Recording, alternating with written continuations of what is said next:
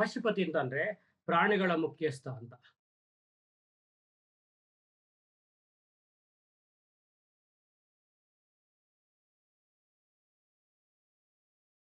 ಮುಖ್ಯಸ್ಥ ಅಂತ ಕರಿತೀವಿ.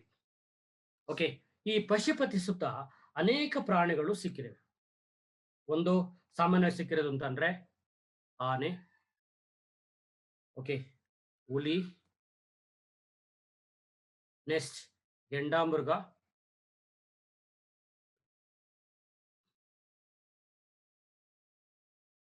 ಅರ್ಥ ಆಯ್ತಾ?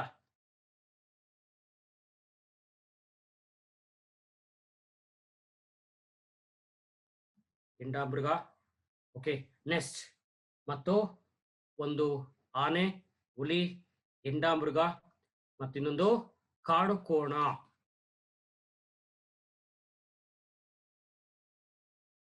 ಕಾಡುಕೋಣ, ಇವು 4 ಪ್ರಾಣಿಗಳು ಇರುತ್ತವೆ. ಇವು ಒಂದೊಂದು ದಿಕ್ಕನ್ನ ರೆಫರೆನ್ಸ್ ಮಾಡ್ತವೆ.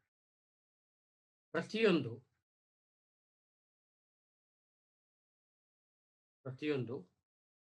4 ದಿಕ್ಕುಗಳ ಸಂಕೇತವಾಗಿವೆ. 4 ದಿಕ್ಕುಗಳ ಸಂಕೇತವಾಗಿರುವುದನ್ನ ಕಾಣ್ತೀವಿ.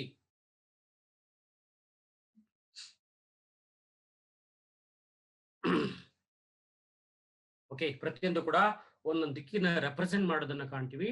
ಇದು ಅತ್ಯಂತ ಮುಖ್ಯವಾದಂತ ಬದಲಾವಣೆ. ನೆಕ್ಸ್ಟ್, ಈ ಪಶುಪತಿಯ ಪಾದದ ಕೆಳಗೆ 2 ಜಿಂಕೆಗಳು ಪತ್ತೆಯಾಗಿವೆ. ಓಕೆ, 2 ಜಿಂಕೆಗಳು ಪತ್ತೆಯಾಗಿರೋದನ್ನ ಕಾಣ್ತೀವಿ. ಇದು ಅತ್ಯಂತ ಮಹತ್ವದ ಬದಲಾವಣೆ. ಓಕೆ, ಹಾಗಾಗಿ ಬಹುಶಃ ಈ ಪ್ರಾಣಿಗಳಿಗೆಲ್ಲ ಮುಖ್ಯಸ್ಥ ಇರ್ಬೋದು. ಹಾಗಾಗಿ ಇದು ನಾವು ಪಶುಪತಿ ಅಂತ ಕರೀತೀವಿ. ಆಮೇಲೆ ಎಲ್ಲಿ ಪಶುಪತಿ ದೊರೆತಿದೆಯೋ ಪಕ್ಕದಲ್ಲೇ ನಮಗೆ ಲಿಂಗಗಳು ಕೂಡ ಪತ್ತೆಯಾಗಿವೆ. ಇಲ್ಲಿಯೇ ಲಿಂಗಗಳು ಪತ್ತೆಯಾಗಿವೆ. ಹಿಂದೂ ಧರ್ಮದಲ್ಲಿ ಲಿಂಗ ರೂಪದಲ್ಲಿ ಪೂಜಿಸುವ ದೇವರು ಯಾರು? ಶಿವ. ಹಾಗಾಗಿ ಜೊತೆಗೆ ಇವನು ಧ್ಯಾನದ ಆಕಾರದಲ್ಲಿ ಕೂತ್ಕೊಂಡಿದ್ದಾನೆ. ಈ ಎಲ್ಲಾ ಕಾರಣಗಳಿಂದ ಇವನನ್ನ ಭಾರತದ ಮೊದಲ ಐತಿಹಾಸಿಕ ಶಿವ ಅಂತ ಕರೆಯಲಾಗಿದೆ. ಭಾರತದ ಮೊದಲ ಐತಿಹಾಸಿಕ Shiva.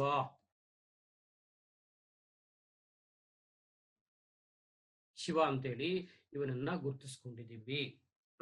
First historical Shiva of India ಅಂತೇಳಿ ಸರ್ ಜಾನ್ ಮಾರ್ಷಲ್ ಕರೆದಿದ್ದಾರೆ. ಇದು ಮಹತ್ವದ ಅಂಶ. ಇದು ನಿಮಗೆ ಪಶುಪತಿ ಅಂತಂದ್ರೆ ಗೊತ್ತಿರಬೇಕಾದಂತಹ ಮಹತ್ವದ ಅಂಶಗಳು. ಓಕೆ, ಈಗ ಪ್ರಧಾನ ಪುರುಷ ದೇವರು ಅಂದ್ರೆ ಪಶುಪತಿ ಅಂತ ಆಯ್ತು. ನೆಕ್ಸ್ಟ್ ಇನ್ನೊಂದು ಕಾಣೋದು ಅಂತಂದ್ರೆ that is called the name of, okay, ವಿಶೇಷವಾಗಿ ಮಾತೃದೇವತೆಯನ್ನು ಕುರಿತು ನಾವು ಮಾತನಾಡಲಿ.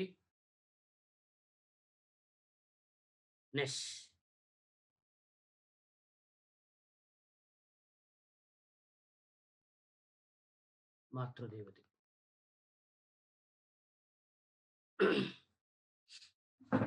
ಅರ್ಥ ಆಯ್ತಾ? ಮಹತ್ವದ ಅಂಶ ಅಂತ ಕುರಿತು ಮಾತನಾಡ್ತೀವಿ.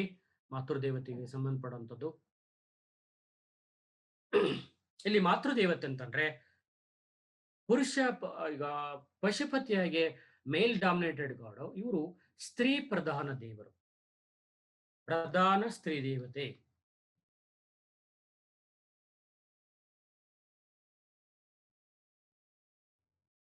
ಇವರು ಜೇಡಿ ಮಣ್ಣಿನ ರೂಪದಲ್ಲಿ ಪತ್ತೆಯಾಗಿದ್ದಾರೆ. ಜೇಡಿ ಮಣ್ಣಿನ ಪ್ರತಿಮೆಯ ರೂಪದಲ್ಲಿ ನಮಗೆ ಸಿಕ್ಕಿದೆ. ಆಯ್ತಾ? ಒಂದೊಂದು ಕೂಡ ಒಂದೊಂದು ರೂಪದಲ್ಲಿ ನಿಮ್ಗೆ ಅದು ಮುದ್ರೆ ರೂಪದಲ್ಲಿ ಸಿಕ್ಕಿರೋದು ಪಶುಪತಿ, ಜೇಡಿ ಮಣ್ಣಿನ ಪ್ರತಿಮೆ ರೂಪದಲ್ಲಿ ಸಿಕ್ಕಿರೋದು ನಮಗೆ ಮಾತೃದೇವತೆ. ಇಲ್ಲಿ ಮಾತೃದೇವತೆ ಅಂತಂತಂದ್ರೆ ಸಾಮಾನ್ಯವಾಗಿ ಈ ಮಾತೃದೇವತೆ ಯಾವುದಕ್ಕೆ ಸಿಂಬಲ್ ಅಂತಂದ್ರೆ ಮುಖ್ಯವಾಗಿ ಭೂದೇವತೆಯಾಗಿ, ಓಕೆ, ಸಂಪತ್ತಿನ ದೇವತೆಯಾಗಿ ಮತ್ತು ಆರೋಗ್ಯ ದೇವತೆಯಾಗಿ ಜನ ಇವರನ್ನ ಪೂಜಿಸ್ತಾ ಇದ್ರು ಅಂತ. ಈ ಸಿಂಧೂ ಜನ ಮೊದಲು ಆ ಜನರು ಆಗ ಮೆಸೊಪೊಟೇಮಿಯಾಗೆ ಎಲ್ಲ ಹೋಗ್ತಾ ಇದ್ರು. ಆ ಮೆಸೊಪೊಟೇಮಿಯಾದಲ್ಲಿ ಅವರಲ್ಲಿ ಸ್ತ್ರೀ ದೇವತೆ ಆರಾಧನೆ ಹೆಚ್ಚಿತ್ತು. ಮೆಸೊಪೊಟೇಮಿಯಾದಲ್ಲಿ ಸ್ತ್ರೀ ದೇವತೆಯನ್ನ ಇಸಿಸ್ ಅಂತ ಕರೀತಿದ್ರು. ಈಸಿಸ್ ದೇವತೆ ಅಂತ. ಬಹುಶಃ ಅಲ್ಲಿ ಹೋಗಿ ಬಂದ್ಮೇಲೆ ತಾವು ಕೂಡ ತಪ್ಪದೆ ಸ್ತ್ರೀ ದೇವರನ್ನು ಹೊಂದಿದ್ರು ಅನ್ನೋದಕ್ಕೆ ಇದಕ್ಕೆ ಬೆಸ್ಟ್ ಎಕ್ಸಾಂಪಲ್. ಹಾಗಾಗಿ ಇದನ್ನ ಮೆಸೊಪೊಟೇಮಿಯಾದ ಈಸಿಸ್ ದೇವತೆಗೆ ಮಾತೃ ದೇವತೆಯನ್ನ ಹೋಲಿಕೆ ಮಾಡಲಾಗಿದೆ. ಅರ್ಥ ಆಯ್ತಾ? ಹಾಗಾಗಿ ಇಲ್ಲಿ ಈಸಿಸ್ ಅಂತಂದ್ರೆ ಸಿಂಧು ನಾಗರಿಕತೆ, ಈಸಿಸ್ ಅಂತಂದ್ರೆ ಮಾತೃ ದೇವತೆ ಅಂತ ಅರ್ಥ. ಓಕೆ, ಇದು ಅತ್ಯಂತ ಮಹತ್ವದ ಅಂಶ ಅಂತ ನಾವು ಗುರುತಿಸ್ಕೊಂಡಿದ್ದೀವಿ. ಜೊತೆಗೆ ನೈಲ್ ಜನರು ಕೂಡ ಇದೇ ತರ ದೇವರನ್ನ ಪೂಜಿಸ್ತಾ ಇದ್ರು. ಇದು ನೈಲ್ ನಾಗರಿಕತೆ, ಈಜಿಪ್ಟ್ ಅಂತಂದ್ರೆ ಅರ್ಥ. ನೈಲ್ ಅಂತಂದ್ರೆ ಈಜಿಪ್ಟ್. ನಮ್ಮ ಈಜಿಪ್ಟ್ ಕೂಡ ಹೋಗ್ತಾ ಇದ್ರಾಗ. ಓಕೆ, ಈಜಿಪ್ಟ್ನ ನೈಲ್ ದೇವತೆ ಅಂತ ಕೂಡ ಗುರುತಿಸ್ಕೊಂಡಿದೀವಿ. ಇದು ಹರಪ್ಪ ಜನರ, ಹಾಗಾಗಿ ಇದು ಒಂದು ರೀತಿ ಫಲದಾಯಕ ದೇವರು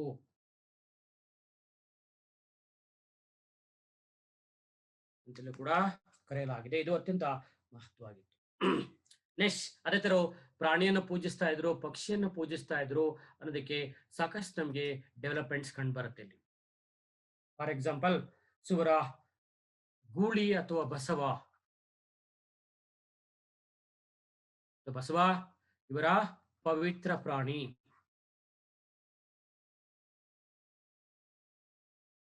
ಅದೇ ತರ ನಿಮ್ಗೆ ಪಾರಿವಾಳ ಇವರ ಪವಿತ್ರ ಪಕ್ಷಿ. ಅದೇ ತರ ಸ್ವಸ್ತಿಕ್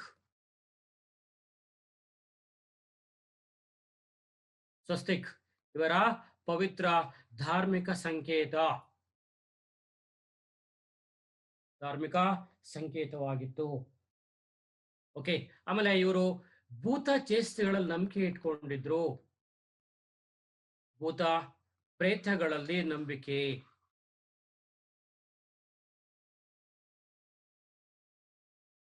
ನಂಬಿಕೆಯನ್ನ ಹೊಂದಿದ್ದರು.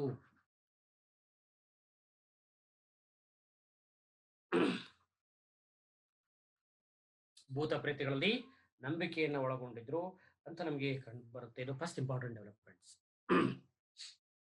ಓಕೆ, ಸೊ ಅದಕ್ಕೆ ಮಾಡಿದ್ರಿ ಈ ಭೂತ ಪ್ರೇತಗಳ ಅವುಗಳ ಒಂದು ಹಿಡಿತದಿಂದ ಹೊರಬರೋದಕ್ಕೋಸ್ಕರ ಅವರೇ ಮಾಡ್ತಾರೆ ಅಂತಂದ್ರೆ, ಇವುಗಳ ಹಿಡಿತದಿಂದ ಹೊರಬರಲು ತಾಯತಗಳನ್ನ ಅಂದ್ರೆ ಅಂಬುಲೇಟ್ಸ್ ಅಂತ ಇಂಗ್ಲಿಷ್ ಅಲ್ಲಿ ಗುರುತಿಸ್ಕೊಂತೀವಿ. ಇವುಗಳನ್ನ ಸದಾ ಧರಿಸ್ತಾ ಇದ್ರು. ಆಂಜನೇಯ ಸ್ವಾಮಿ ದೇವಸ್ಥಾನಕ್ಕೆ ಹೋದ್ರೆ ಬಲಗೈಗೆ ಎಡಗಡೆ ಭೂತಳ ಕಟ್ಟಿಸ್ಕೊಳ್ತೀವಲ್ವಾ ತಾಯಿತವನ್ನ, ಅದೇ ತರ ತಾಯಿತಗಳನ್ನ ಜನ ತಮ್ಮ ಎಡಗಡೆಗೆ ಅಂತ ಬಲಗಡೆಗೆ ತಾಯಿತಗಳನ್ನ ಕಟ್ಕೊಳ್ತಾ ಇದ್ರು. ಇದರ್ಥ ಅವ್ರಿಗೆ ಭೂತ ಚೇಷ್ಟೆಗಳಿಂದ ಮುಕ್ತವಾಗಬೇಕು ಅನ್ನೋ ನಂಬಿಕೆ ಅವರಲ್ಲಿ ಹೆಚ್ಚಿತ್ತು ಅನ್ನೋದಕ್ಕೆ ಇದು ಬೆಸ್ಟ್ ಎಕ್ಸಾಂಪಲ್ ಇದೆ. ಅರ್ಥ ಆಯ್ತಾ? ನೆಕ್ಸ್ಟ್, ಈಗ ಇನ್ನೊಂದು ಮುಖ್ಯವಾದ ಭಾಗ ಅಂತಂದ್ರೆ, ಈಗ ಸೊಸೈಟಿ ಆಯ್ತು, ರಿಲಿಜನ್ ಆಯ್ತು, ಎಕಾನಮಿಕ್ ಆಯ್ತು, ಪಾಲಿಟಿ ಕೂಡ ಆಯ್ತು. ನೆಕ್ಸ್ಟ್ ಇವರ ಲ್ಯಾಂಗ್ವೇಜ್ ಯಾವ್ದಿತ್ತು, ಸ್ಕ್ರಿಪ್ಟ್ ಯಾವ್ದಾಗಿತ್ತು ಅಂತ ಚೆಕ್ ಮಾಡ್ತಾ ಹೋಗೋಣ. ಲ್ಯಾಂಗ್ವೇಜ್ ಅಂಡ್ ಸ್ಕ್ರಿಪ್ಟ್, ಭಾಷೆ ಮತ್ತು ಲಿಪಿಯನ್ನ ಕುರಿತು ಮಾತನಾಡೋಣ. ಭಾಷೆ ಮತ್ತು ಲಿಪಿ, ಇದು ಫಸ್ಟ್ ಸ್ಟೇಜ್. ನೋಡೋಣ ಹೇಗೆ ಅವ್ರ ಲ್ಯಾಂಗ್ವೇಜ್ ಇತ್ತು ಅಂತ. ನಮ್ಗೆ 1853ರಲ್ಲಿ ಮೂರರಲ್ಲಿ ಬರವಣಿಗೆಗೆ ಸಂಬಂಧಪಟ್ಟಂತ ಒಂದು ಮುದ್ರೆ ಪತ್ತೆಯಾಗಿದೆ. ಬರವಣಿಗೆಯ ಮುದ್ರೆ ನಮಗೆ ಸಿಕ್ಕಿದೆ.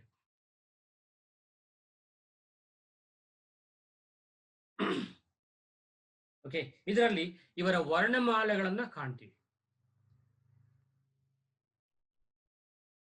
ಇವರ ವರ್ಣಮಾಲೆಗಳಂದ್ರೆ ಆಲ್ಫಾಬೆಟ್ಸ್ ಅಂತ ಕರಿತೀವಲ್ವಾ, ಆಲ್ಫಾಬೆಟ್ಸ್ ಅನ್ನ ನಾವು ಪತ್ತೆ ವರ್ಣಮಾಲೆಗಳನ್ನು ಕಾಣಬಹುದು.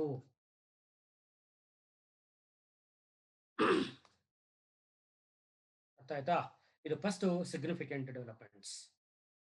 ಓಕೆ, ಇನ್ನೂ ಕೂಡ ಇವರ ಭಾಷೆಯನ್ನ ಇವರ ಭಾಷೆಯನ್ನ ಯಾವುದು ಅಂತ ಪತ್ತೆ ಮಾಡಕ್ಕಾಗಿಲ್ಲ. ಓಕೆ, ಲಿಪಿ ಯಾವುದು ಅಂತ ಇನ್ನೂ ಕೂಡ ಇದು ಚಿತ್ರ ಮಾದರಿ ಲಿಪಿ. ಇದು ಎಡದಿಂದ ಬಲಕ್ಕೆ, ಬಲದಿಂದ ಎಡಕ್ಕೆ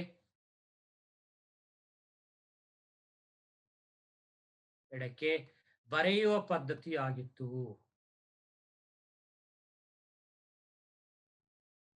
ಅದಕ್ಕೆ ಸೊ ಇದನ್ನ ಬೋಸ್ಟೋಫೆಡನ್ ಪದ್ಧತಿ ಅಂತ ಕರೀತಾರೆ.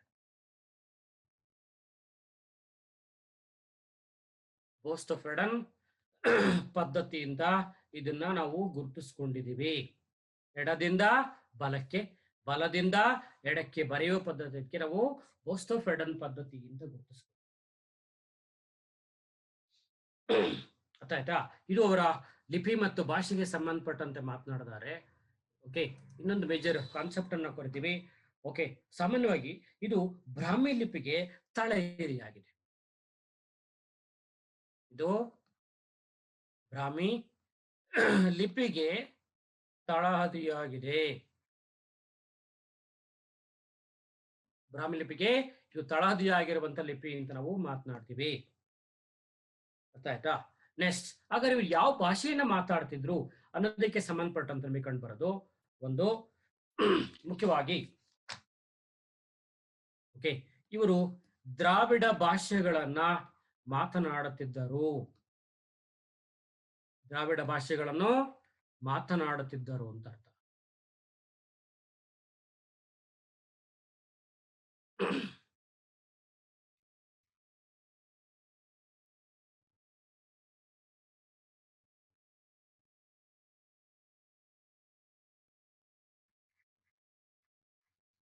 ಸ್ಪೋಕನ್ ಲ್ಯಾಂಗ್ವೇಜ್ ಅಂತ. ಓಕೆ, ಇದು ಅವರ ಇದಕ್ಕೆ ಸಂಬಂಧಪಡುವಂಥದ್ದು ನಮಗೆ ಕಂಡು ಬರುವಂತಹ ಮಾಹಿತಿಗಳು. ನೆಕ್ಸ್ಟ್, ಇವರ ಕುಂಬಾರಿಕೆಯನ್ನು ಕುರಿತು ನಾವು ಮಾತನಾಡ್ತಾ ಹೋಗೋಣ. ಕುಂಬಾರಿಕೆ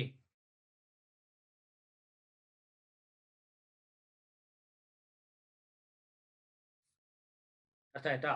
ಹರಪ್ಪ ಜನರ ಕುಂಬಾರಿಕೆ ಯಾವ ತರ ಇತ್ತು ಅಂತ ನಮಗೆ ಇಲ್ಲೂ ಕೂಡ ನಮ್ಗೆ ಒಂದೆರಡು ಪ್ರಶ್ನೆ ಬರ್ಬೋದು, ಗೊತ್ತಿಲ್ಲ ಏನ್ ಬರುತ್ತೆ ಅಂತೇಳಿ.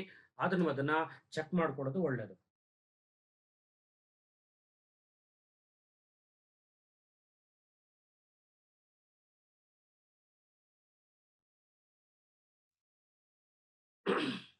ಕುಂಬಾರಿಕೆ ಅಂತ ಕರಿತೀವಿ.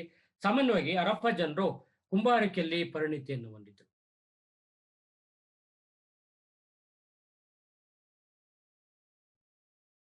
ಕುಂಬಾರಿಕೆಯಲ್ಲಿ ಪರಿಣಿತಿಯನ್ನ ಹೊಂದಿದ್ದರು.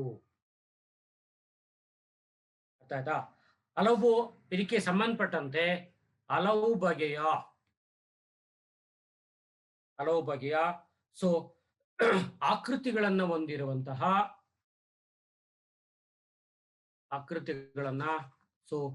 ಹೊಂದಿರುವ ಓಕೆ ಮಡಕೆ ಕುಡಿಕೆಗಳು ಪತ್ತೆಯಾಗಿವೆ. ಕುಡಿಕೆಗಳು ನಮಗೆ ಪತ್ತೆಯಾಗಿವೆ. ಓಕೆ, ಸಾಮಾನ್ಯವಾಗಿ ಸುಟ್ಟು ಹದ ಮಾಡಿದ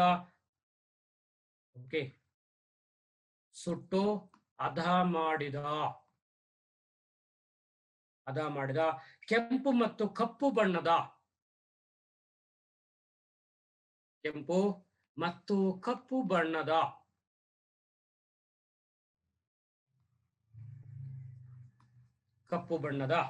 ಓಕೆ ಮಡಿಕೆ ಕುಡಿಕೆಗಳು ಹೆಚ್ಚಿನ ಪ್ರಮಾಣದಲ್ಲಿ ಪತ್ತೆಯಾಗಿವೆ. ಮಡಿಕೆ ಕುಡಿಕೆಗಳು ನಮಗೆ ಪತ್ತೆಯಾಗಿವೆ. ಇದರ ಆಧಾರದ ಮೇಲೆ ಅವರ ಕುಂಬಾರಿಕೆಯನ್ನ ಅವರ ಆಫ್ಸ್ಕಾಟ್ಸ್ ಅಂದೇರ್ ಸಾಯಿಲ್ ಪಾಟ್ರೀಸ್ ಅಂತ ಕರಿತೀವಲ್ವಾ, ಅದನ್ನ ನಮ್ಗೆ ಇಲ್ಲಿ ಕಂಡು ಬರುತ್ತೆ. ಇಲ್ಲಿ ಹೆಚ್ಚಾಗಿ ಬಹಳ ಒಳಪನ್ನು ಉಳ್ಳಂತಹ ಬಹು ವರ್ಣದ ರಂಧ್ರವಿರುವಂತಹ ಮಡಿಕೆ ಕುಡಿಕೆಗಳನ್ನು ಅವರು ಬಳಸ್ತಾ ಇದ್ದಕ್ಕೆ ಇದು ಬೆಸ್ಟ್ ಎಕ್ಸಾಂಪಲ್. ಇದು ಅವರ ಹರಪ್ಪ ನಾಗರಿಕತೆಯನ್ನು ಕುರಿತು ಕಂಡು ಬರುವಂತ ಮಾಹಿತಿ. ನೆಕ್ಸ್ಟ್, ಇಂತಹ ನಾಗರಿಕತೆ ಅವನತಿ ಆಗುವುದಕ್ಕೆ ಏನೇನು ಕಾರಣ ಅಂತ ಚೆಕ್ ಮಾಡ್ತಾ ಹೋಗೋಣ. ಈಗ ಇದರ ಅವನತಿಯ ಕಾರಣಗಳು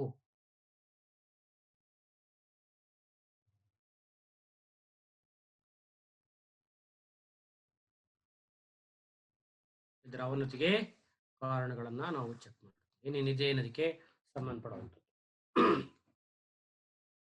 ಓಕೆ, ಇದು ಇಂಪಾರ್ಟೆಂಟ್ ಸ್ಟೆಪ್ಸ್ ಅನ್ನ ಕುರಿತು ಮಾತನಾಡ್ತೀವಿ. ಓಕೆ, ಇದುವರೆಗೆ ಸಾಕಷ್ಟು ನಮಗೆ ಎಕ್ಸ್ಕವೇಷನ್ ಅಲ್ಲಿ ಮಾಹಿತಿಗಳು ಕಂಡು ಬಂದಿದೆ. ಅದರ ಪ್ರಕಾರ ಏನೇನು ಕಾರಣಗಳು ಅಂತ ಒಂದೊಂದಾಗಿ ಚೆಕ್ ಮಾಡ್ತಾ ಹೋಗೋಣ. ಒಂದು, ನದಿಗಳು ತಮ್ಮ ಪಥವನ್ನ ಬದಲಾಯಿಸಿರೋದು. ನದಿಗಳು ತಮ್ಮ ಪಥವನ್ನ, ಪಥ ಅಂತಂದ್ರೆ ಜಾಗ ಅಂತ ಅರ್ಥ, ಪಥವನ್ನ ಬದಲಾಯಿಸಿರುವುದು. ಈ ನಗರದ, ಈ ಸಂಸ್ಕೃತಿಯ ಅವನತಿಯ ಕಾರಣ ಅಂತ ಹೇಳಿ ಹೇಳ್ತಾರೆ. ಈ ಸ್ಟೇಟ್ಮೆಂಟ್ ಯಾರಿಗೆ ಸಂಬಂಧಪಟ್ಟಿದೆ ಅಂತಂದ್ರೆ ಅದೇ GF ಡೇಲ್ಸ್ ಅಂತ ಅನ್ನೋರು ಈ ಅಭಿಪ್ರಾಯವನ್ನು ವ್ಯಕ್ತಪಡಿಸ್ತಾರೆ. ಉದಾಹರಣೆಗೆ ಬೆಸ್ಟ್ ಎಕ್ಸಾಂಪಲ್ ಅಂತಂದ್ರೆ ನಮ್ಗೆ ಗಗ್ಗರ್ ನದಿ. ಈಗ ಈ ನದಿ ಇಲ್ಲ. ಓಕೆ, ಗಗ್ಗರ್ ನದಿ ಹೊತ್ತು ಒಣಗೋಗಿದೆ, ಡ್ರೈ ಆಗಿದೆ, ಅಥವಾ ಅದು ಡೈರೆಕ್ಷನ್ ಕೂಡ ಚೇಂಜ್ ಮಾಡಿರ್ಬೋದು. ಬಹುಶಃ ಈ ತರದ್ದು ಹಲವಾರು ನದಿಗಳು ಒಣಗಿ ಹೋಗಿರ್ಬೋದು. ಓಕೆ, ಅಥವಾ ಪಥವನ್ನ ಬದಲಾಯಿಸಿರ್ಬೋದು.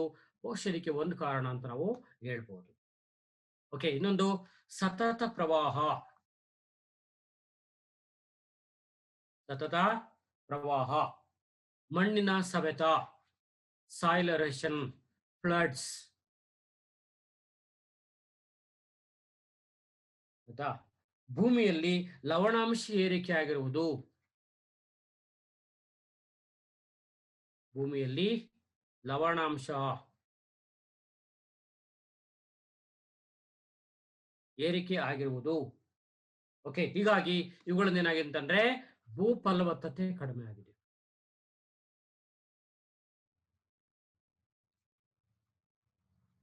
ಓಕೆ, ಸತತ ಅಂದ್ರೆ ಕಂಟಿನ್ಯೂಸ್ ಫ್ಲಡ್ಸ್ ಅಂತ. Okay, soil erosion. ಓಕೆ, ಆಮೇಲೆ ಇನ್ಕ್ರೀಸಿಂಗ್ ದಿ ಸಾಲ್ಟ್ ಕ್ಯಾರೆಕ್ಟರಿಸ್ಟಿಕ್ಸ್ ಅಂತ ಕರಿತೀವಲ್ವ, ಆ ಥರದ್ದು ಏರಿಕೆ, ಲವಣಾಂಶ ಜಾಸ್ತಿ ಆಗಿರುವಂಥದ್ದು. ಮತ್ತು ಹೀಗಾಗಿ ಭೂಮಿಯ ಫಲವತ್ತತೆ, ಲ್ಯಾಂಡ್ ಫರ್ಟಿಲಿಟಿ ಕಡಿಮೆ ಆಗಿದೆ. ಬಹುಶಃ ಹಿಂಗಾಗಿ ಕೃಷಿಯಲ್ಲಿ ಏರುಪೇರು ಉಂಟಾಗಿ ನಾಶ ಆಗಿರ್ಬೋದು ಅನ್ನೋ ತೀರ್ಮಾನಕ್ಕೆ ಬಂದಾಗಿದೆ. ಈ ಸ್ಟೇಟ್ಮೆಂಟ್ ಯಾರಿಗೆ ಸಂಬಂಧಪಟ್ಟೆ ಅಂತಂದ್ರೆ it belongs the Sir John Marshall. Sir John Marshall. Okay, RL stain.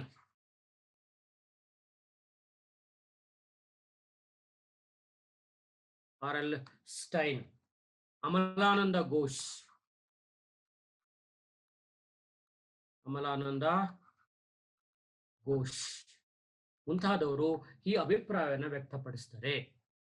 ನದಿಗಳು ಒಣಗಿ ಹೋಗಿರೋದು, ಮುಖ್ಯವಾಗಿ ಗಗ್ಗರ್ ನದಿ ನಾಗರಿಕತೆಗೆ ಒಂದು ಕಾರಣ ಆದ್ರೆ ಪ್ರವಾಹ, ಮಣ್ಣಿನ ಸವೆತ, ಭೂಮಿಯಲ್ಲಿ ಲವಣಾಂಶ ಏರಿಕೆ ಮುಂತಾದವುಗಳಿಂದ ಈ ನಾಗರಿಕತೆ ನಾಶ ಆಗಿದೆ ಅನ್ನೋದು ಕೂಡ sir John Marshall, RL Stein ಮತ್ತು ಅಮಲಾನಂದ ಘೋಷ್ ರವರ ಪ್ರಮುಖವಾದ ಹೇಳಿಕೆ ಅಂತ ನಾವು ಕುರಿತು ಮಾತನಾಡ್ತೀವಿ.